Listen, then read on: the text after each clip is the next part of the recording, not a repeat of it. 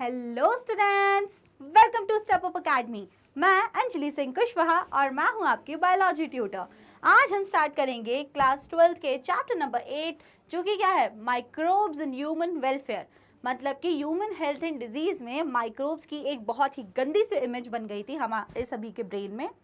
इसीलिए एनसीईआरटी ने बोला कि नहीं रुकिए, माइक्रोब्स कुछ अच्छे भी होते हैं और उनकी अच्छाई को हमें एक्सप्लेन करने के लिए एनसीईआरटी हमें ये चैप्टर देती है। तो हम उनका पहला यूज पढ़ चुके हैं, जब हमने माइक्रोब्स का यूज पढ़ा कहाँ पे, हाउस होल्ड प्रोडक्ट्स में, घर में काम आने वाली चीजों में, स्पेशली फूड आइटम्स में कैसे कैसे माइक्रोब्स को यूज किया जा रहा है। आज बारी है पढ़ने की how microbes are used in industrial products. Industries में जो लार्ज स्केल पे बहुत ज़्यादा क्वांटिटी में जो प्रोडक्ट्स बनाए जा रहे हैं, उसमें माइक्रोब्स का क्या क्या यूज़ है। आज की वीडियो में आपको यही सब हम पढ़ाएंगे और आपको बड़ी सारी नई नई बातें पता चलेंगी।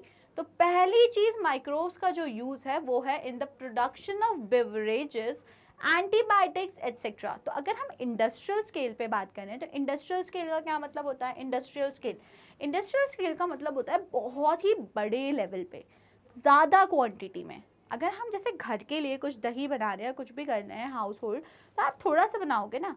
आपने थोड़ा सा दही दूध लिया, आधा लीटर दूध लिया, आपने जमा लिया, आपकी फैमिली के लिए हो गया उतना। लेकिन अगर मैं बात करती हूँ दवाइयों की, अगर मैं बात करती हूँ बेवरेजेस की, तो क्या ये थोड़े बहुत चलेंगे। इसकी नीड बहुत ज़्यादा है, इसकी डिमांड बहुत ज़्यादा है। तो इसीलिए इंडस्ट्रीज़ में ये लार्ज स्केल पे ज़्यादा क्वांटिटी में प्रोड्यूस होती हैं। अब ये ज़्यादा क्वांटिटी को भी प्रोड्यूस करने के लिए क्या चाहिए, माइक्रोब्स चाहिए। तो on an industrial scale requires growing microbes in very large vessels. अब देखो, जब ज़्यादा ग्रोथ करनी है किसी भी चीज़ की, ज़्यादा बनाना है, चाहे दवाई हो चाहे बेवरेजेस हो, तो ज़्यादा माइक्रोब्स भी लगेंगे कि नहीं लगेंगे। थोड़ा सा दूध जमाना था, ये इससे दही बनाना था, तो थोड़ा सा दही डाला, वो जम गया, ठीक है, हो गया ख़त्म। लेकिन अब हमको सिर्फ दही नहीं जमाना है, हमको माइक्रोब्स का ज़्यादा यूज़ है, माइक्रोब्स ज़्यादा रिक्वायर्ड है। तो फर्स्ट थिंग क्या होगा, we need to produce microbes in large quantity and that is done in fermenters. ठीक है, किस में किया जाता है, फर्मेंटर्स में।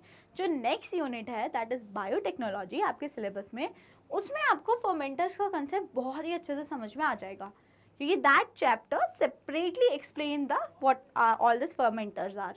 ठीक है, तो अभी आप फर्मेंटर्स में इतना समझो, फर्मेंटर्स कुछ नहीं होते, बहुत बड़े बड़े टैंक टाइप के होते हैं, वेसल्स होते हैं बड़े बड़े, जिसमें माइक्रोब्स को प्रोड्यूस किया जाता है ज़्यादा क्वांटिटी में। कम क्वांटिटी में प्रोड्यूस करना था तो छोटे से किसी भी चीज़ में, कंटेनर में कर लिया, लेकिन अब हमें माइक्रोब्स को ज़्यादा क्वांटिटी में प्रोड्यूस करना है, तो इसके लिए हमें कुछ बड़ा बर्तन चाहिए पड़ेगा, एंड दैट बड़ा बर्तन और vessel is known as fermenter. तो कंसेप्ट क्लियर हुआ, ज़्यादा क्वांटिटी में, इंडस्ट्रियल स्केल की बात आ गई है। अब इंडस्ट्रीज़ में ज़्यादा चाहिए होती है चीज़ें, तो इसलिए माइक्रोब्स को ज़्यादा प्रोड्यूस करने के लिए हम यूज़ करते हैं फर्मेंटर्स। क्या यूज़ करते हैं हम, फर्मेंटर्स। चलिए आगे बढ़ते हैं और अब हम सबसे पहले समझते हैं एंटीबायोटिक्स का प्रोडक्शन, कि कैसे एंटीबायोटिक्स, मतलब क्या एंटीबायोटिक्स, सीधे सीधे बोले तो दवाइयाँ कैसे प्रोड्यूस की जाती हैं बैक्टीरिया या फिर किसी भी माइक्रोब को यूज़ करके। तो एंटीबायोटिक का मतलब क्या होता है, तो antibiotic are chemical substances produced by some microbes and can kill or retard the growth of pathogen. Anti और बायोटिक, एंटी का मतलब क्या होता है, अगर मैं यहाँ पे आपको एक्सप्लेन करूँ, एंटी वर्ड का मीनिंग होता है, एंटी वर्ड का मीनिंग होता है अगेंस्ट। आप किसी के खिलाफ हैं, आप उसका सपोर्ट नहीं कर रहे हैं, तो that is anti. Okay, and if I talk about biotics, तो बायोटिक्स का मतलब होता है life, anything related to life. तो एंटीबायोटिक्स का सीधा मतलब हो गया अगेंस्ट लाइफ। अगेंस्ट लाइफ मतलब जो जिंदगी के ही खिलाफ है, वो बोलेंगे, उसे बोलेंगे एंटीबायोटिक्स। तो एंटीबायोटिक्स के बारे में ये याद रखना इंपॉर्टेंट है कि it is produced by a living organism. जो एंटीबायोटिक्स होती हैं वो किसी बैक्टीरिया या किसी माइक्रोब को से प्रोड्यूस करी जाएंगी। ठीक है, सपोज वो किसी बैक्टीरिया से प्रोड्यूस करी गई, कौन प्रोड्यूस करेंगी, एंटीबायोटिक्स, लेकिन वो किसी दूसरे लिविंग ऑर्गेनिज्म को ख़त्म करने के काम आएंगी, किसी दूसरे लिविंग ऑर्गेनिज्म को ख़त्म करने के काम आएंगी। तो मतलब एक लिविंग ऑर्गेनिज्म से उसको प्रोड्यूस करवाया जा रहा है और दूसरे लिविंग ऑर्गेनिज्म को उसी से मार दिया जा रहा है। कंसेप्ट समझ रहे हो? आप पढ़ो फिर से ये बात क्या लिखा है। Antibiotics are chemical substances produced by some microbes and can kill or retard the growth of pathogen. तो ये किन से प्रोड्यूस होते हैं? कुछ माइक्रोब्स से प्रोडक्शन इनका करवाया जाता है और ये दूसरे डिजीज कॉजिंग माइक्रोब्स को मार देते हैं। Used to treat plague, whooping cough, diphtheria, leprosy, etc. These are the various diseases that are used, that are treated with the help of antibiotics. तो क्या क्या है वो disease? देखो आप, plague, it is a bacterial disease. Then whooping cough, diphtheria, leprosy, all these are mostly are bacterial disease. तो bacterial disease के लिए होती हैं antibiotics, उनको use करके उस बैक्टीरिया को मार दिया जाता है और आपको आराम मिल जाता है। और ये एंटीबायोटिक्स प्रोड्यूस कैसे होती हैं? तो they are produced by using some microbes to kill some disease causing pathogen. Clear हो गया? ठीक है, आगे समझ? बढ़िया। तो चलिए आगे चलते हैं। अब हम बात करते हैं अबाउट पेनिसिलिन। तो penicillin is a very very famous antibiotic. अब क्यों है ये इतनी फेमस पेनिसिलिन जो है? तो पेनिसिलिन इसलिए इतनी फेमस है because it was the first antibiotic. कुछ भी चीज़ जो पहली बार दुनिया में आई है, अभी तक लोगों को उसकी कोई अता पता खबर नहीं थी, अब उसको डिस्कवर किया गया, बनाया गया, जो भी है, तो उसको वो खास तो होगी ना। तो first antibiotic that was discovered was penicillin. तो first antibiotic discovered by Alexander Fleming. तो अलेक्जेंडर फ्लेमिंग जो है उन्हें नोबेल प्राइज भी मिला था फॉर दिस डिस्कवरी। उन्होंने किसकी डिस्कवरी करी थी? पेनिसिलिन की डिस्कवरी करी थी। It was first antibiotic. भाई ये क्वेश्चन तो मतलब मैंने देखा है, ये वाला जो क्वेश्चन है अलेक्जेंडर फ्लेमिंग वाला, ये बहुत से दूसरे यूपीएससी, एमपीपीएससी, एसएससी, जितने भी दुनियादारी के एग्जाम्स होते हैं उसमें भी ये क्वेश्चन आता है कि फर्स्ट एंटीबायोटिक, या तो ये पूछ लेते हैं पहली एंटीबायोटिक कौन सी है, तो आंसर होगा पेनिसिलिन। या तो ये पूछ लेते हैं कि बताइए जो पहली एंटीबायोटिक पेनिसिलिन है उसे किसने बनाया है, तो उसको ढूंढा किसने है, तो उसका आंसर हो जाता है अलेक्जेंडर फ्लेमिंग। तो ऐसे करके ये काफ़ी ज़्यादा फेमस है। He observed that Staphylococcus could not grow around a mold, Penicillium notatum, growing in unwashed culture plate. He extracted penicillin from it. अब हुआ क्या था कि जो पेनिसिलिन की डिस्कवरी, कहानी सुनो, जो पेनिसिलिन की डिस्कवरी है उसको सेरेंडिपिटी बोला जाता है। अब सेरेंडिपिटी का मीनिंग आप में से, मुझे नहीं पता कितनों को पता होगा, लेकिन मैं आपको बताना चाहूँगी सेरेंडिपिटी होता है कि आप उस चीज़ को ढूंढने नहीं निकले थे, आप उस चीज़ को ढूंढने नहीं निकले थे, आप कुछ और ही कर रहे थे, गलती से अचानक से अनइंटेंशनली आपको वो चीज़ डिस्कवर हो गई। जो अलेक्जेंडर फ्लेमिंग है वो एक्सपेरिमेंट कभी भी कर ही नहीं रहे थे पेनिसिलिन बनाने का, वो तो एक बैक्टीरिया जिसका नाम स्टेफाइलोकोकाई है, वो तो उस पर एक्सपेरिमेंट कर रहे थे, स्टेफाइलोकोकाई पर एक्सपेरिमेंट कर रहे थे वो। लेकिन जब वो स्टेफाइलोकोकाई पे एक्सपेरिमेंट कर रहे थे तो उन्होंने ये देखा कि एक स्पेसिफिक मोल्ड है, एक स्पेसिफिक क्या है, मोल्ड है, जिसका नाम क्या था, पेनिसिलिन नोटेटम। क्या था इसका नाम? Penicillin notatum. पेनिसिलिन नोटेटम क्या है? एक टाइप का ईस्ट है। तो उसके आसपास में उन्होंने देखा, इस पेनिसिलिन नोटेटम के आसपास में गलती से ये रह गया, पेनिसिलिन नोटेटम मोल्ड जो था वो गलती से एक प्लेट में रह गया, गलती से, है ना, वो उसको वॉश नहीं कर पाए और वो गलती से उसमें रह गया। वैसे सबको वॉश करके रख रहे थे, जिस प्लेट को वो गलती से वॉश करना भूल गए, उन्होंने देखा कि उस अनवॉश्ड प्लेट पर ये स्टेफाइलोकोकाई ग्रो नहीं कर पा रहा। पेनिसिलिन क्या है? पेनिसिलिन एक एंटीबायोटिक है जो बैक्टीरिया को मार देती है। और गलती से उन्होंने क्या करा, एक वो जो उनकी ट्रे थी और एक उनकी मतलब बोला चाहिए प्लेट थी, कल्चर प्लेट, वो कल्चर प्लेट को गलती से वॉश करना भूल गए और उस पर कौन सा मोल्ड प्रेजेंट था? उसमें पेनिसिलिन नोटेटम मोल्ड प्रेजेंट था। तो उन्होंने देखा कि वो गलती से पेनिसिलिन को वॉश करना भूल गए, तो उस पर स्टेफाइलोकोकाई ग्रो कर ही नहीं रहा है। तब उनका दिमाग चला कि ओ भैया ऐसा होता है, पेनिसिलिन एक एंटीबायोटिक है जो स्टेफाइलोकोकाई को मार दे रहा है, उसे ग्रो होने ही नहीं दे रहा है। And then he extracted penicillin from it. फिर वहाँ से उनको आइडिया आया, उन्होंने पेनिसिलिन को एक्सट्रैक्ट किया and it was used in world war as a major antibiotics to treat many of the wounded soldiers. बहुत सारे सोल्जर्स जिनको चोट लगी, सब कुछ हुआ, उनको ठीक करने के लिए पेनिसिलिन को ही यूज़ किया गया था। तो penicillin was sort of drug of choice at that world war thing. Ernest Chain and Harvard Florey establish its full potential as an effective biotics. अब ये कौन थे? Ernest Chain and Harvard Florey, ये students ही थे Alexander Fleming के। उन्होंने और थोड़े एक्सपेरिमेंटेशन करे और एज अ एंटीबायोटिक पेनिसिलिन को सक्सेसफुल बताया, उसके यूज, डिसयूज, उसके साइड इफेक्ट्स टोटली एक्सप्लेन करके उसको एक इफेक्टिव एंटीबायोटिक की तरह एस्टैब्लिश किया। किसने किया? Chain and फ्लोरे।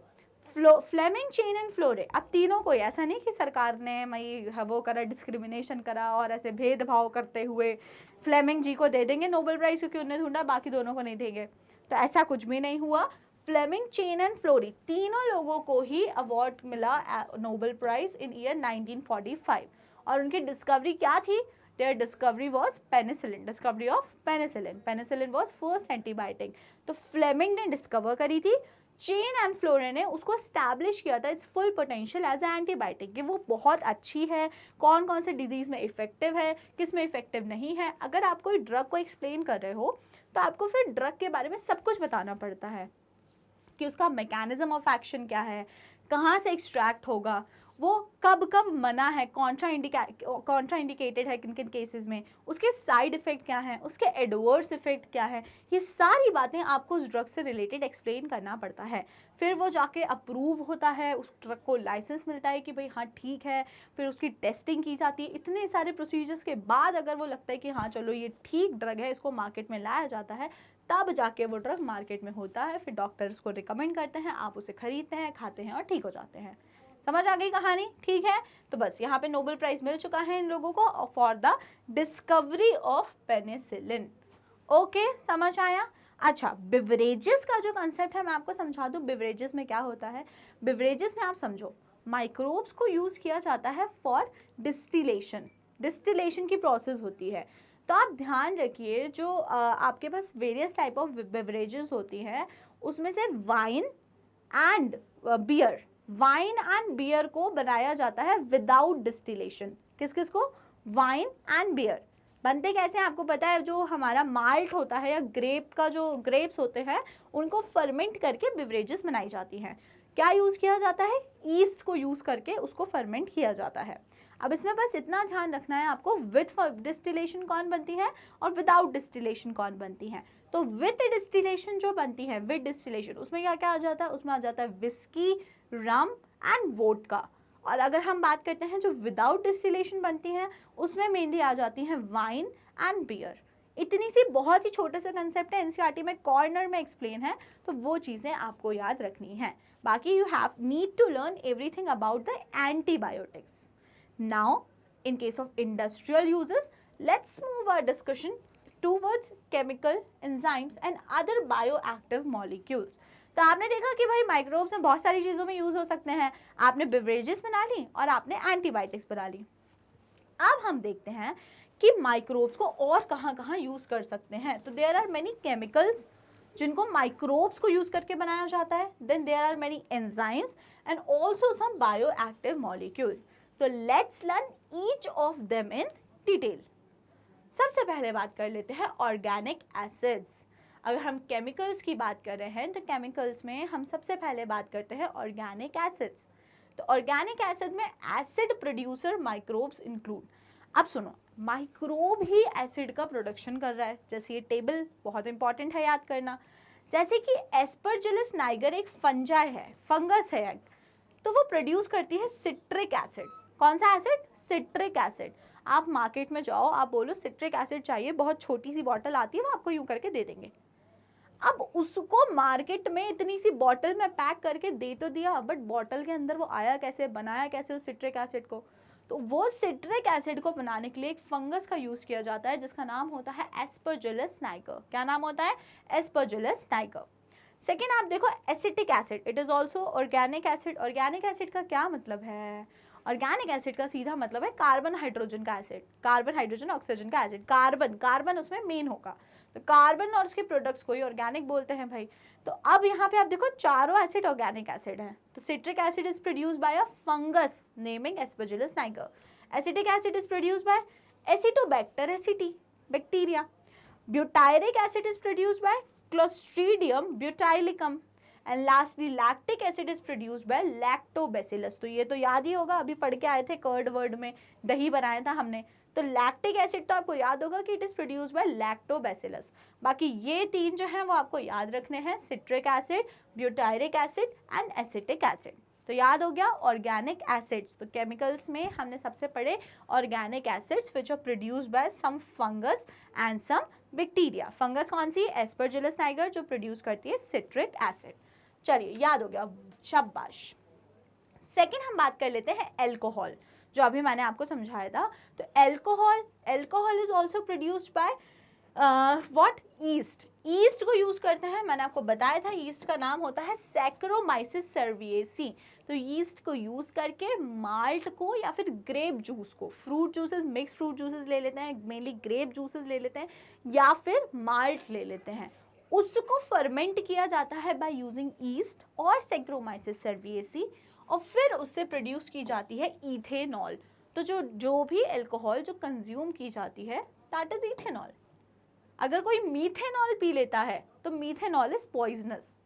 इथेनॉल जो होती है वो होती है मतलब जिसको आप कंज्यूम कर सकते हो, जो पॉइजनिंग नहीं करेगी।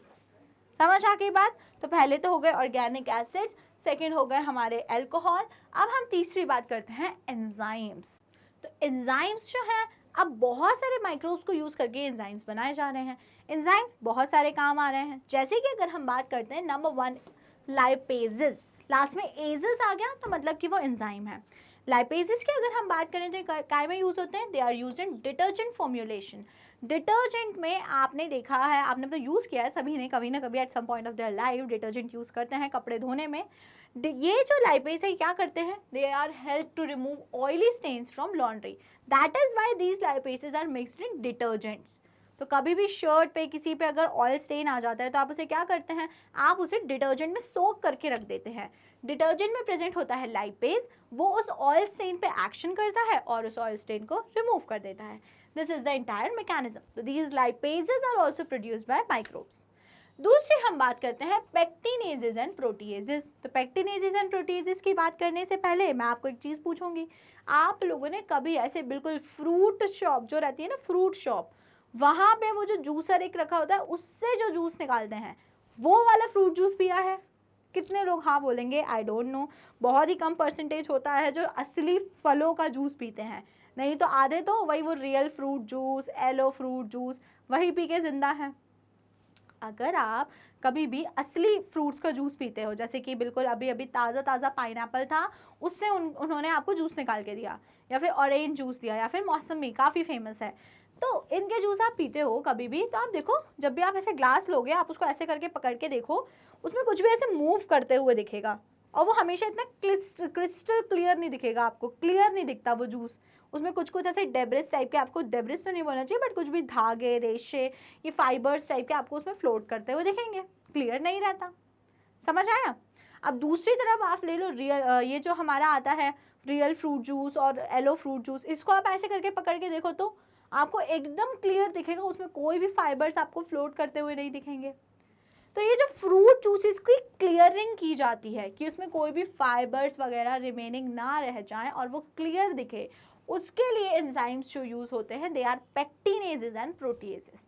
तो pectinases and proteases are those enzyme जिनको यूज करके हम लोग क्लियर करते हैं बॉटल जूसेस को, ये फ्रूट जूसेस को क्लियर करते हैं। ओके, समझ आया? तो हमने एंजाइम्स पढ़े which are made by using microbes, microbes को यूज करके जो एंजाइम्स बनते हैं हमने वो स्टडी कर लिए। Now let's move our discussion to very very important use of microbes that are in the drugs. कौन कौन सी दवाइयाँ बनाने में ये माइक्रोब्स काम आते हैं और वो दवाइयाँ हमें कैसे हेल्प कर रही हैं, अब हम वो डिस्कस करते हैं। Number 1 drug that we have, दवाई, drug means दवाई, that we have is streptokinase। कौन सी दवाई है? streptokinase। तो streptokinase जो होती है it is produced by a bacteria जिसका नाम है streptococcus। तो मेडिसिन कौन सी है? streptokinase। बैक्टीरिया का नाम क्या है? streptococcus। कैसे बनाता है भाई ये streptococcus streptokinase को?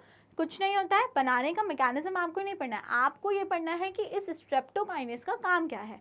तो स्ट्रेप्टोकाइनेस जो मेडिसिन होती है वो क्या करती है, आपकी ब्लड वेसल्स में कभी कभी क्या होता है, यहाँ पे क्लॉट्स फॉर्म हो जाते हैं, ब्लड जो होता है वो क्लॉट होकर यहाँ पे जम जाता है। तो ये जो क्लॉट्स फॉर्म हो जाते हैं, स्ट्रेप्टोकाइनेस इन क्लॉट्स को खत्म करने के काम आता है। स्ट्रेप्टोकाइनेस इन क्लॉट्स को खत्म करता है। तो जब इन क्लॉट्स को खत्म कर देगा ब्लड वेसल्स में, तो क्या होगा, ब्लड यहाँ पे नॉर्मली आराम से फ्लो करेगा। लेकिन अगर यहाँ पे क्लॉट्स रहे, इनको टाइम रहते हुए हील नहीं किया, ठीक नहीं किया, तो क्या होगा, ये जो क्लॉट्स हैं ये ब्लड के फ्लो होने में दिक्कत करेंगे। और फिर कई सारी दिक्कत होती है मेजरली, जिनको पहले से कोई दिक्कतें हैं जैसे कि मायोकार्डियल इन्फार्क्शन वगैरह, तो उन पेशेंट्स में दिक्कत ज़्यादा बढ़ सकती है। तो आपने क्या सीखा, स्ट्रेप्टोकाइनेस एक ड्रग है जिसे हम किससे एक्सट्रैक्ट करते हैं, जिसे हम स्ट्रेप्टोकोकस से एक्सट्रैक्ट करते हैं। स्ट्रेप्टोकोकस से एक्सट्रैक्ट किया गया स्ट्रेप्टोकाइनेस को यूज़ किया जाता है as a clot buster. Blood vessels में जो भी क्लॉट फॉर्म हो जाते हैं उनको ब्रेक करने के लिए इसको स्ट्रेप्टोकाइनेस को यूज़ किया जाता है। क्लियर?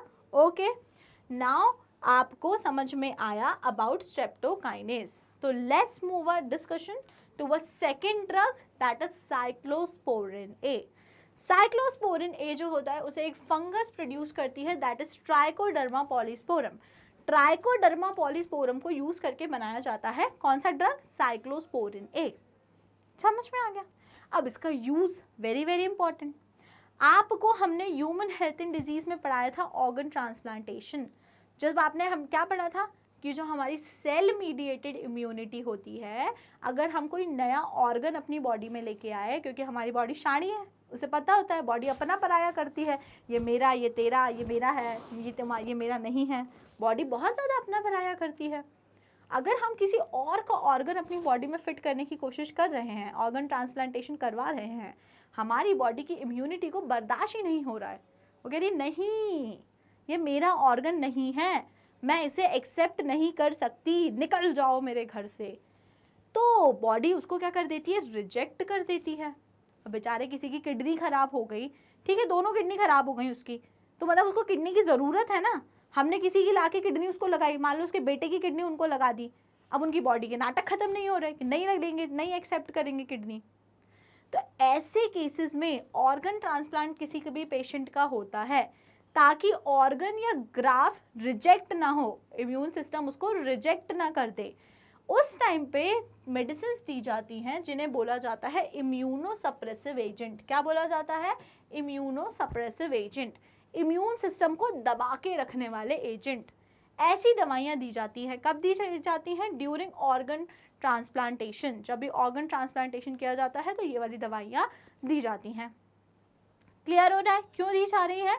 ताकि उसका जो इम्यून सिस्टम है वो तेज ना चले, सीधी सी बात है, वो सप्रेस्ड रहे और वो ऑर्गन इतने दिन में बॉडी में अकोमोडेट हो जाए, जो नया ऑर्गन आपने बॉडी में ट्रांसप्लांट किया है। समझ आ गई बात? तो कौन सा हम लोग ड्रग यूज करते हैं? Cyclosporin A, produced by Trichoderma polysporum and it is a fungus. Bacteria नहीं है Trichoderma polysporum, Trichoderma polysporum is a fungus. Clear? Now let's move to next drug that is statins. तो statins क्या होते हैं? statins जो होते हैं इनको ये भी प्रोड्यूस करते हैं, ये भी किससे बनते हैं? एक फंगस से, सॉरी यीस्ट से बनते हैं, that is Monoscus purpuris a yeast, basically a fungus। तो Monoscus purpuris क्या है? Monoscus purpuris yeast की एक वेराइटी है, मतलब फंजाई है। बना रही है कौन सा ड्रग? स्टैटिन बना रही है। ये स्टैटिन करते क्या है? काम इंपॉर्टेंट है, ये है ब्लड कोलेस्ट्रॉल लोअरिंग एजेंट। तो जो स्टैटिन्स होते हैं वो हमारे ब्लड में कोलेस्ट्रॉल के अमाउंट को कम करते हैं। क्या कर रहे हैं? ये जैसे हमारा ब्लड है, ब्लड वाइट क्यों है? रेड बनाएंगे, रेड। ये हमारे ब्लड वेसल है, ये हमारा ब्लड है बहुत सारा। तो हमारा जो ब्लड है उसमें जो कोलेस्ट्रॉल रहता है उस कोलेस्ट्रॉल को कम करते हैं। अब कोलेस्ट्रॉल अगर ब्लड में है तो उसे कम क्यों करना है? रहने देते हैं ना। टीवी में ऐड आते हैं सफोला का, इसका उसका, हमारे तेल में कोलेस्ट्रॉल नहीं है, ब्लड के कोलेस्ट्रॉल को ठीक रखता है हमारा ऑयल। तो ब्लड में अगर कोलेस्ट्रॉल बढ़ गया तो दिक्कत क्या है? बढ़ जाने दो ना। दिक्कत है, ब्लड में कोलेस्ट्रॉल को बढ़ने दिया नहीं जा सकता, क्योंकि अगर ब्लड में कोलेस्ट्रॉल बढ़ा तो वो कोलेस्ट्रॉल जाके आपकी ब्लड वेसल्स में ऐसे करके जमेगा, यूं करके क्लॉट बनाएगा और आपकी ब्लड वेसल्स को ब्लॉक कर देगा, जिससे आपको कार्डियक अरेस्ट, हार्ट डिजीजेस होने के चांसेस बढ़ेंगे, क्योंकि ब्लड का फ्लो जो है वो डिस्टर्ब हो जाएगा। समझ आई बात? तो दैट इज वाई कोलेस्ट्रॉल इतना ज़्यादा अवॉइड करने के लिए बोलते हैं। अब कितना भी आप कर लो, बॉडी में तो कोलेस्ट्रॉल बन रहा है, तो ब्लड में तो आएगा ही। लाठी है तो वो क्या बोलते हैं ना, ना रहेगी ना, बांस है तो बांसुरी तो बजेगी, बांस है तो बांसुरी तो बजेगी। ब्लड में कोलेस्ट्रॉल आ क्यों रहा है? क्योंकि बॉडी में बन रहा है। हमने ऐसी दवाई ढूंढी जो कोलेस्ट्रॉल को बनने ही ना दे। जब कोलेस्ट्रॉल बनेगा नहीं तो ब्लड में आएगा नहीं। कंसेप्ट समझ में आया? हमने क्या करा, हमने स्टैटिन्स इसलिए डेवलप करे बिकॉज स्टैटिन क्या कर रहे हैं, कोलेस्ट्रॉल को बनाने वाले एंजाइम पर काम कर रहे हैं और उस एंजाइम को रोक ले रहे हैं। उस एंजाइम को क्या कर देना है, रोक दे रहे हैं। और जब उन्होंने उस एंजाइम को रोक दिया तो क्या हो जाएगा, कोलेस्ट्रॉल नहीं बनेगा। जब कोलेस्ट्रॉल बनेगा नहीं तो कोलेस्ट्रॉल ब्लड में आएगा नहीं, ना रहेगा बांस ना बजेगी बांसुरी। वही वाला केस है यहाँ पे। तो क्या है, used as blood cholesterol lowering agent, it inhibit the enzyme responsible for synthesis of cholesterol. तो वो क्या करते हैं, वो एंजाइम को ब्लॉक कर दे रहे हैं जो कोलेस्ट्रॉल बनाने के लिए रिस्पॉन्सिबल था। In this way they are lowering the concentration of cholesterol in the blood. समझ आया? तो अभी तक जिन माइक्रोब्स की इतनी बुरी इमेज थी दिमाग में, थोड़ी थोड़ी सुधर रही है। बेचारे देखो दवाइयाँ भी बना के दे रहे हैं तुमको ताकि तुम्हारा फायदा हो। Okay, clear? So that is it, we are studied the industrial use of the microbes. तो अगर कोई भी डाउट है तो फटाफट से कमेंट सेक्शन में मेंशन कर दो, और अगर नहीं तो फटाफट से वीडियो को कर दो लाइक और स्टेप अप अकेडमी को कर लो subscribe. Thank you and keep watching.